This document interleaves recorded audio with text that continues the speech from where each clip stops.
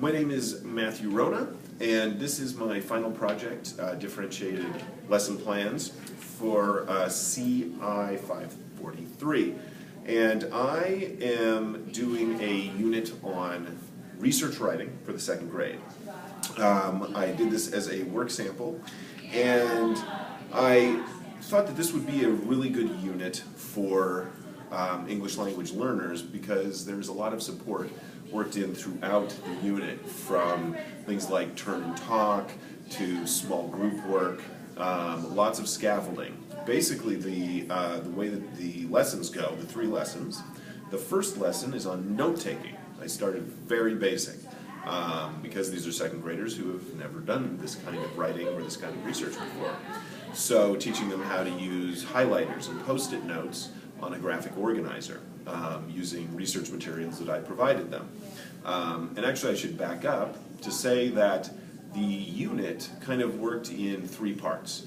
In that we researched the great horned owl as a whole class, and I taught them the skills as in a whole class setting. I then moved them into small groups of 4 and 5, and they either researched the northern saw-whet owl or the spotted owl. Again, using the skills that we just learned as a whole group in their small groups, using graphic organizers and research materials that I did provide them to make it fairly simple. They didn't have to go and look up things as far as like find encyclopedias or websites.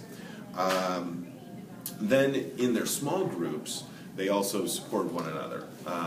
They are assigned different roles and tasks, and they would then read materials aloud to their classmates, and they were very heterogeneous groups. I kept that in mind, actually, even though this was not originally designed for English language learners. I do have a background in special education, so I had that very much in the forefront of my mind, how to create heterogeneous groups that could support one another.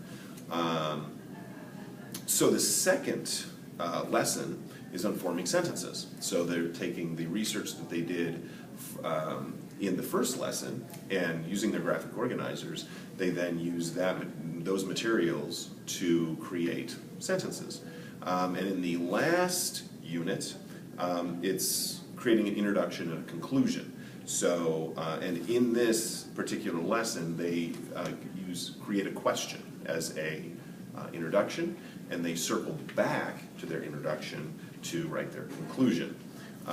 Again, throughout these lessons, the lessons are taught as a whole group, then broken down into small groups, and then once they have gotten those skills down, they then, in subsequent lessons, I think it was lesson 4, they then get to choose their own animal that they research, animal of the ancient forest, and they put into use all of the skills that they learned in the previous lessons on note-taking and sentence writing and paragraph writing, conclusions, introductions, to research their own animal and put their own book together.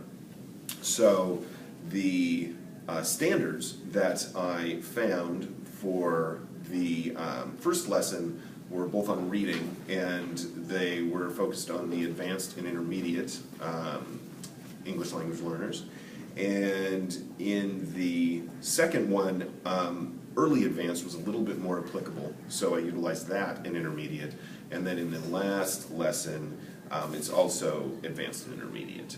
And that pretty much wraps up what my lessons are all about. Thank you.